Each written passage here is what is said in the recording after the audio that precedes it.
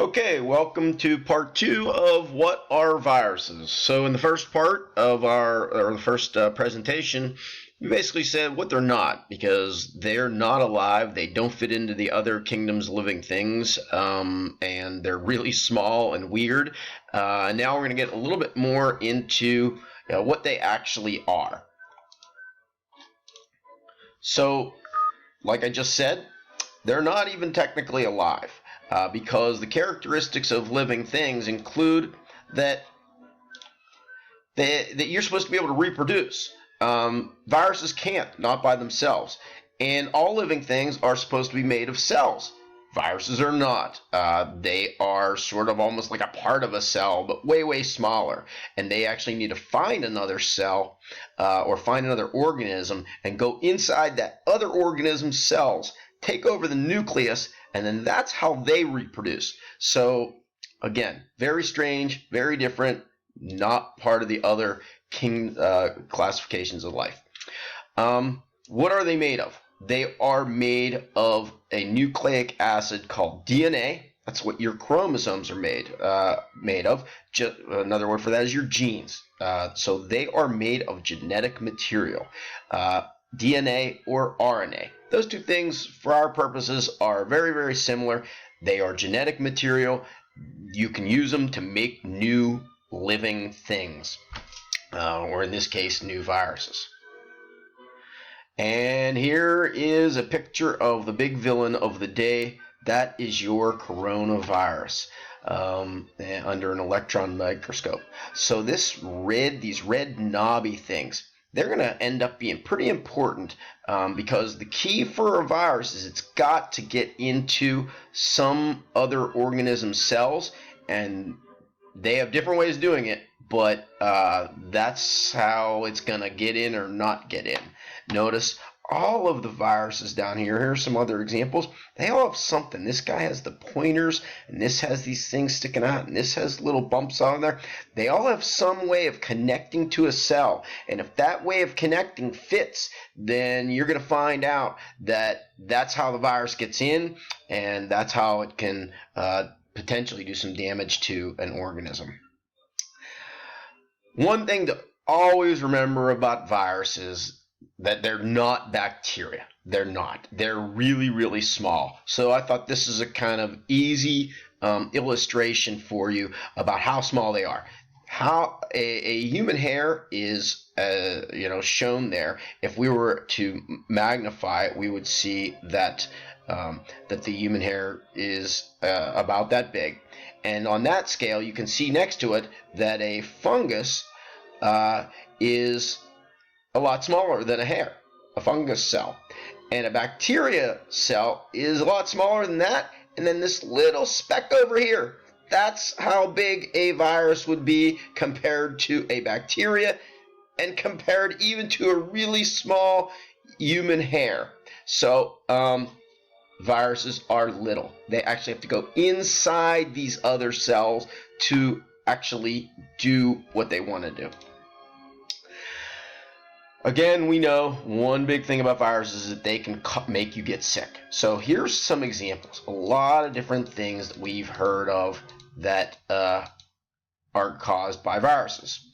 And the flu, it's bad. It comes along every year and can cause problems.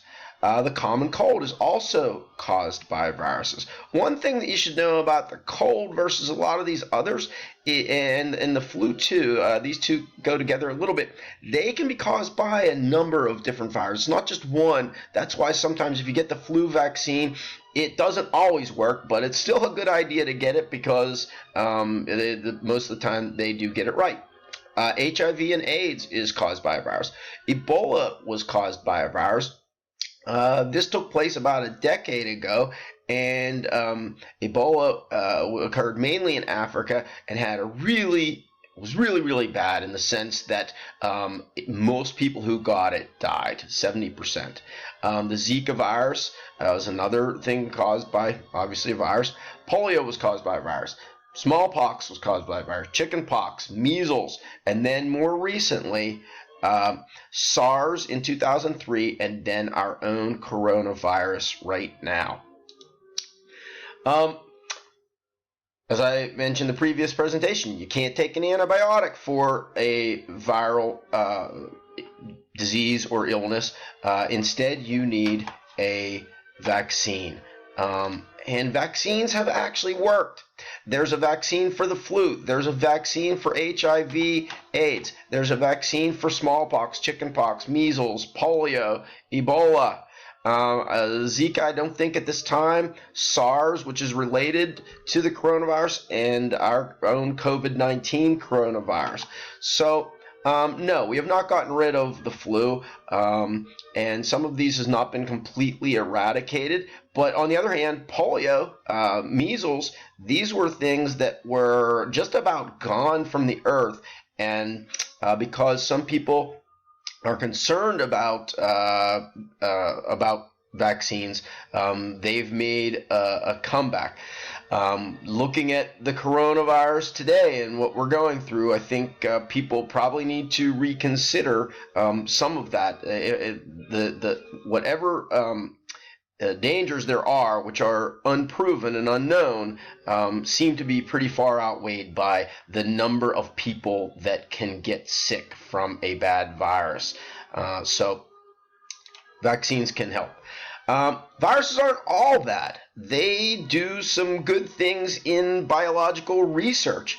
For example, you can use a virus, and this kind of shows you up here, by the way. What happens in genetic research is they can take a virus and use the virus's own capabilities to go into a chromosome and change it. And the chromosome is what's going to determine how that living thing is. It's what determines how you make your new cells. So if the chromosome was wrong, then the new cells are going to be wrong. Potentially, you could use a virus to take a bad part of a chromosome out, put a good part in, and you could fix somebody. They are doing that for cancer right now. At least there's research on that. You can do gene therapy to treat genetic diseases. So once again, in a genetic disease, it means your chromosome is doing something wrong because it's producing cells that are wrong. If you were to fix the chromosome, potentially you could fix the person. You could cure, not just treat a genetic disease. And gene therapy to create stem cells. In some classes you may have heard about stem cells. They are called pluripotent because they can do everything, and they have a lot of potential to treat illnesses.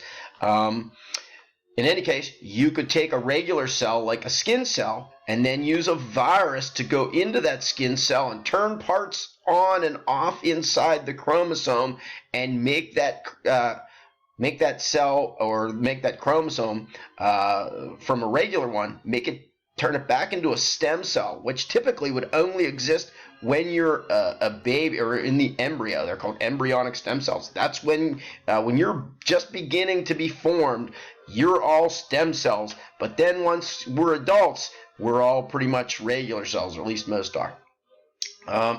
So this is just an illustration of kind of how that would work. You go in and you got to change the chromosome, fix it, and but once the chromosome would be fixed, hypothetically, it would make new cells that were healthy cells instead of whatever the bad thing that was going on was. So vaccinations versus antibiotics, pretty simple. Antibiotics only work on bacteria. Because a bacteria is its own cell, and the antibiotic can go through your body and find the bad cells, the bacteria cells, and kill them. But a virus is inside your cells. So if the antibiotic is going around, it doesn't see something bad. It sees your own human cells. You wouldn't want the antibiotic to kill your own cells, because that'd be killing you. So instead, the viruses are inside the cell doing bad things at times. So you need a vaccination. And what a vaccination does is it creates your own something called antibodies. You put a dead or non-functioning virus into your body, and then that's supposed to make your body create antibodies. And just to be clear here, there's two words that I think I always got confused about when I was in school, and a lot of kids do too. Antibodies versus antigens. Antibodies are good. You want more of them, and you want antibodies that actually recognize a certain virus and then will attack it if another similar virus comes along. So once you have a virus once, you have antibodies that can recognize that and fight right away. Antigens are bad. A virus is an antigen. A bacteria is an antigen. A pollen could be an antigen. Anything that's in your body that your immune system is saying, oh my gosh, there's something wrong, that's an antigen. Bad. So let's finish up pretty quickly. A little history of research in antibiotics and vaccines. To me, that's kind of interesting. Even though vaccines are so much smaller, they couldn't possibly have known or seen them. The first vaccination happened in 1794 and was discovered by a scientist named Edward Jenner. And so, yeah, that happened. That's right around the signing of the Constitution. So way, way back, we already had some vaccines, or at least a vaccine.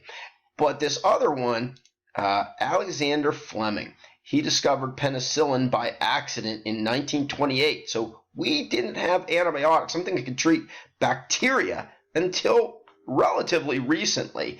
And again, we'll save the whole issue with we need to do a better job of not using antibiotics when we don't need it for another presentation. But that's another issue that is important. So let's go over the facts. And again, if you have a piece of paper, write them down, and we'll give you some hints, and hopefully you can get some of these. True or false? Viruses are generally considered to be alive. That's false. They are not alive because they're not made of cells, and they can't reproduce on their own. True or false? Viruses can reproduce on their own. Kind of gave it away there. Nope, that is false. They need to go to another cell or another organism and use that cell's chromosomes and nucleus to make them reproduce. Many viruses are made of DNA. True or false? That is true. True or false? Viruses are bigger than bacteria. Think about that. 3, 2, 1, and that is false. They're super, super small. They can actually go inside a bacteria cell. That's how much smaller they are. True or false? Viruses can be used to help treat cancer. Yes, we think that's true. True or false? Viruses can be used to treat genetic diseases. They're doing research on that as we speak, and some amazing cures for some people with some very serious illnesses could be developed, and maybe not in the too distant future. True or false? Vaccines can prevent many illnesses. 3, 2, 1. This is clearly true. Clearly true. True or false? Antibiotics can treat illnesses caused by viruses. Think about that. And that is false. Antibiotics can only treat bacterial problems. Moving up to the other side. Which one is bad? Antigens or antibodies? Antigens are bad. Antibodies are good. That is your immune system. Antibodies are good. Antigens are bad. Next question. And we're finishing up here. See if you can match the scientist with the discovery. Edward Jenner. Did Edward Jenner discover vaccines or antibiotics? 3, 2, 1. It was vaccines. And what about Fleming? Well, that kind of leaves antibiotics. So, and next, which was discovered first, antibiotics or vaccines? 2, 1. Vaccines. Way earlier, 100 years earlier. That's amazing as well because they're so small. What was the first antibiotic? We're finishing up, running out of time. Penicillin. Penicillin changed everything. And what disease was treated with the first vaccine? Smallpox. Thank you for watching.